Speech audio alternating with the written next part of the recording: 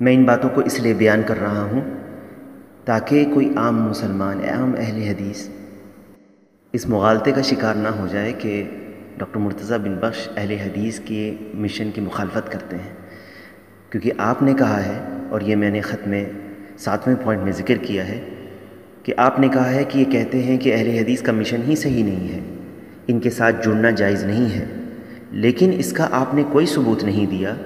ان کا صرف ایک قول ہی سنا دیں جہاں پر انہوں نے یہ کہا ہے۔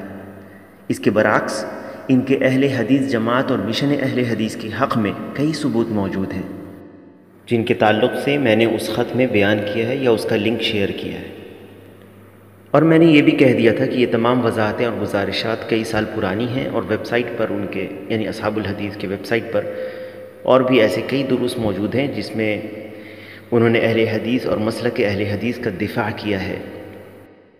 شیخ محترم ڈاکٹر مرتضیٰ بن بخش حفظہ اللہ نے جو ثناء اللہ امرتسری رحمہ اللہ کے تعلق سے ان کا ذکر خیر کیا ہے، وہ بھی آپ ایک بار سن لیں۔ اور جب ان سے پوچھا گیا کہ اہل حدیث اور سلفی میں کیا فرق ہے، تو اس آڈیو میں بھی انہوں نے بہت ساری چیزوں کی وضاحت کر دی ہے جن سے ان کا اہل حدیث کے تعلق سے موقف واضح ہے۔ اور یہ بھی واضح ہے کہ جو لوگ اپنی نسبت اہل حدیث کی طرف کرتے ہیں لیکن منہج میں وہ اہل حدیث کی مخالفت کرتے ہیں، یا بعض چیزوں میں وہ اہل حدیث کی مخالفت کرتے ہیں اور وہ سلفی منہج پر قائم نہیں ہیں، تو ان کے تعلق سے ڈاکٹر مرتضیٰ بن بخش حفظہ اللہ کا کیا موقف ہے۔ پہلے اس کلپ کو سنتے ہیں۔ چند سوال ہیں۔ پہلا سوال یہ ہے کہ اہل حدیث اور سلفی میں کیا فرق ہے؟ انڈیا اور سعودی کے اہل حدیث میں کیا فرق ہے؟ بنیادی طور پر اہل حدیث اور سلفی میں کوئی فرق نہیں ہے، دونوں مختلف نام ہیں، صرف لفظ کا فرق ہے، اور اہل حدیث وہی ہے جو سلفی ہی ہے۔ دونوں کی بنیاد ایک ہے، توحید اور سنت پر دونوں قائم ہیں۔ قرآن، سنت اور فہم سلف ان کی علامت ہے، اور ان میں حقیقتاً کوئی فرق نہیں ہے۔ لیکن یہ دیکھا گیا ہے کہ بعض لوگ اپنی نسبت کرتے اہل حدیثوں کی طرف یا سلفیوں کی طرف، اور ان کے اصول سلفی اصول نہیں ہیں۔ ان کے اصول میں، کیونکہ منہج میں خرابی ہوتی ہے، اور بغیر جھجک کے وہ کہتے ہیں کہ ہم ہی سلفی ہیں، ہم ہی اہل حدیث ہیں،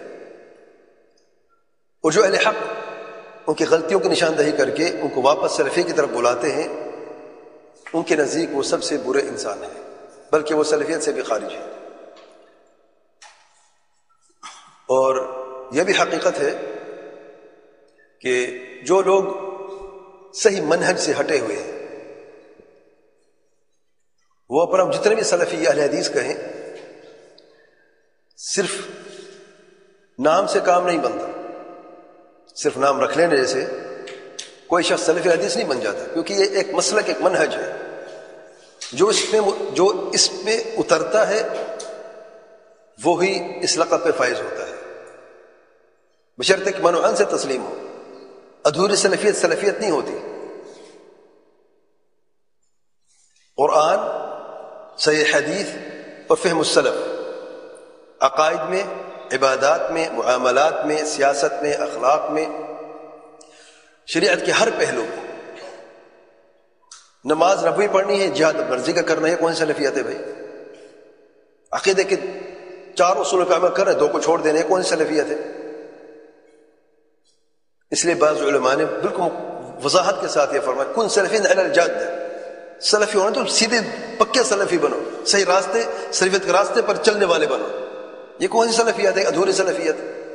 اس لیے جو لوگ یہ دعویٰ کرتے ہیں کہ ہم سلفی ہیں یا اہل حدیث ہیں اور خود صحیح منہج سے ہٹے ہوئے ہیں، واللہ وہ خود جتنے بھی لوگوں کو دھوکہ دیں، حقیقت سامنے آ ہی جاتی ہے۔ کیا اس کلپ کو سننے کے بعد کوئی یہ کہہ سکتا ہے کہ ڈاکٹر صاحب کا مشن اہل حدیث کے خلاف ہے؟ یا وہ یہ کہتے ہیں کہ اہل حدیث کا مشن ہی صحیح نہیں ہے، ان کے ساتھ جڑنا جائز نہیں ہے؟ کیا ایسا انہوں نے کہا ہے؟ تو یا تو آپ کو کسی نے یہ باتیں بتا دی ہیں اور آپ نے اس کی بات مان لی ہے، اور اس مسئلے کی آپ نے تحقیق نہیں کی اور محض گمان پر آپ نے یہ باتیں کہہ دی ہیں۔ اور چونکہ آپ نے یہ باتیں کہہ دی ہیں، عوام الناس اس بات کو لے کر اڑ گئے اور اسے بہت سارے لوگوں نے نشر بھی کر دیا، اور پھر ایک مسلمان کی طرف ان باتوں کو منسوب کرنا شروع کر دیا جو انہوں نے اصل میں نہیں کہی ہے۔ آپ ہی بتائیں یہ کہاں کا انصاف ہے؟ 8ویں بات میں نے خط میں یہ لکھی کہ یہ بات درست ہے کہ ڈاکٹر صاحب نے شیخ عبداللہ ناصر رحمانی کی کچھ غلطیوں کی نشاندہی کی ہے، لیکن کیا آپ جانتے ہیں کہ اصل قصہ کیا ہے اور انہوں نے کیا باتیں کی ہیں اور کیوں کی ہیں، اور کس طریقے سے ان سے سوال کرنے والے نے ان کی خفیہ ریکارڈنگ کر کے اس فتنے کو پھیلایا ہے؟ کیا آپ جانتے ہیں کہ ڈاکٹر صاحب نے شیخ عبداللہ ناصر رحمانی کی کن غلطیوں کی نشاندہی کی ہے؟ اور کیا آپ نے اس تفصیل کو سنا ہے؟ اگر سنا ہے تو کیا ڈاکٹر صاحب نے شیخ صاحب کی غلطیوں کے ثبوت پیش نہیں کیے؟ کیا آپ کے نزدیک شیخ عبداللہ ناصر رحمانی صاحب کی باتیں صحیح ہیں؟ اور اگر صحیح ہیں، جس کا لنک میں نے آپ کو بھیج دیا ہے، تو کیا آپ شیخ عبداللہ ناصر رحمانی صاحب کی ان باتوں کو دہرا سکتے ہیں؟ ان کی باتوں کی تائید کرتے ہوئے آپ یہ بات کیا کہہ سکتے ہیں کہ ہاں ان کی باتیں یہ صحیح ہیں، کتاب و سنت کے موافق ہیں؟ اور اگر ان کی باتیں غلط ہیں تو کیا دلائل کی روشنی میں ادب کے دائرے میں رہ کر ان کی نشاندہی کرنا منہج سلف کے مخالف ہے؟ اور کیا کوئی طالب علم دلائل کی روشنی میں ان غلطیوں کو اگر بیان کرتا ہے، کیا وہ بیان کر سکتا ہے یا نہیں؟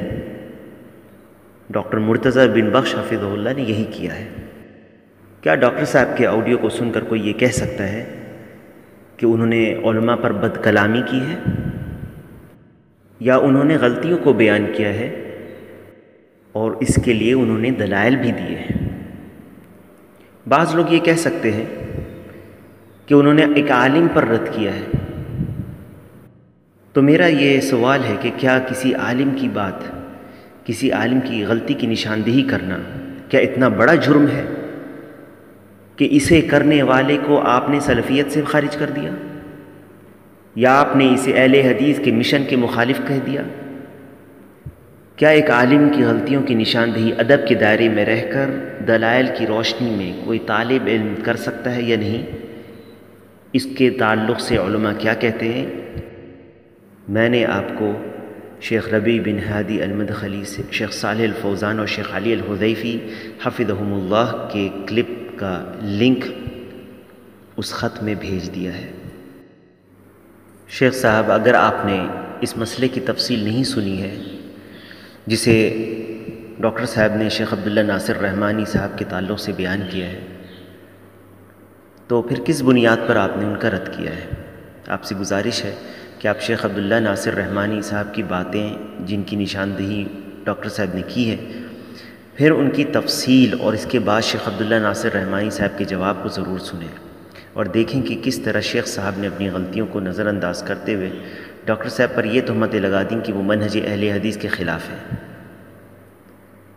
آپ خود سنیں اور پھر فیصلہ کریں اور حق کا ساتھ دیں۔ بارک اللہ فیکم۔ اور اس کے لیے میں نے شیخ صاحب سے وہ لنک ان کو بھیج دیا ہے اس خط میں تاکہ وہ سن لیں۔ پھر میں نے یہ بھی لکھا ہے کہ اگر آپ کے پاس تفصیل کو سننے کا وقت نہیں ہے تو شیخ عبداللہ ناصر رحمانی صاحب کی صرف ان 2 باتوں کو سن لیں جن کی ڈاکٹر صاحب نے نشاندہی کی ہے اور اس کے متعلق اپنا واضح موقف بیان کریں۔ بارک اللہ فیکم۔ آڈیو موجود ہیں جو آپ کو فراہم کرائے جا سکتے ہیں۔ اسی لیے شیخ صاحب، میں نے یہ کہا کہ اگر آپ شیخ عبداللہ ناصر رحمانی صاحب کی باتوں کو صحیح مانتے ہیں تو ان کو اسی طرح بیان کر دیں جس طرح انہوں نے کہی ہے، جس کا حوالہ میں نے آپ کو بھیجا ہے۔